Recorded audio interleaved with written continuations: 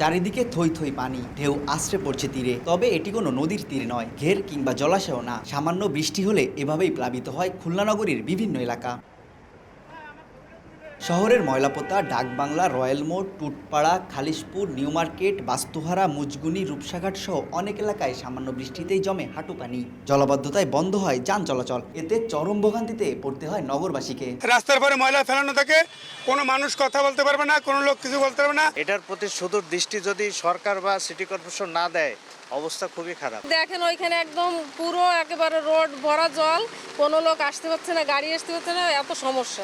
নৌকার বিশেষ প্রয়োজন, নৌকা ছাড়া মানুষ চলাচল করতে পারবে না। এত ড্রেন কারবার হয়েছে, তারপর আমাদের কোনো খুলনায় উন্নতি হয়নি, পানি জলবদ্ধতা রয়ে গেছে। বিগত যে আমাদের বাজেটগুলো আসছে একটাও সঠিকভাবে কাজে লাগায়নি, যে কারণে আমাদের এই ভোগান্তি।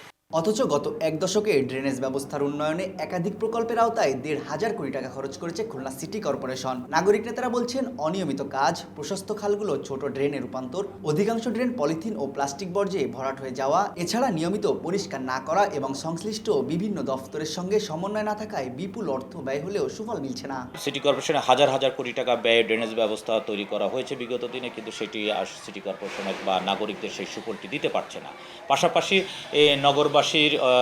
নাগরিকদের অসচেতনতার কারণেই এই পলিথিন এবং প্লাস্টিক বোতলের ব্যবহার, যত্রতত্র ব্যবহারের কারণে সেখানে পানি যাতে না যেতে পারে, পানি যাওয়ার যে স্থানগুলো সেখানে আটকে যে পানি যেতে পারছে না, এটি একটি বড় কারণ হয়ে দাঁড়িয়েছে। এদিকে সংকট নিরসনে বিভিন্ন উদ্যোগের পাশাপাশি সীমাবদ্ধতার কথাও জানায় সিটি কর্পোরেশন। মাস্টার প্ল্যান তৈরি করতে মনে করেন ১০,০০০ কোটি টাকা লাগবে, সেখানে আমি পাই মাত্র ২০০ কোটি, ৩০০ কোটি, কখনো কখনো আরও কম। সেইটা দিয়ে আমরা এখন পর্যন্ত টোটাল মাস্টার প্ল্যানের ২৫% সম্পন্ন করতে পারছি। সো মাস্টার প্ল্যানটা যখন ফুলফিল হয়ে যাবে তখন বলা যাবে যে আমরা জলাবদ্ধতা থেকে মুক্তি পাবো।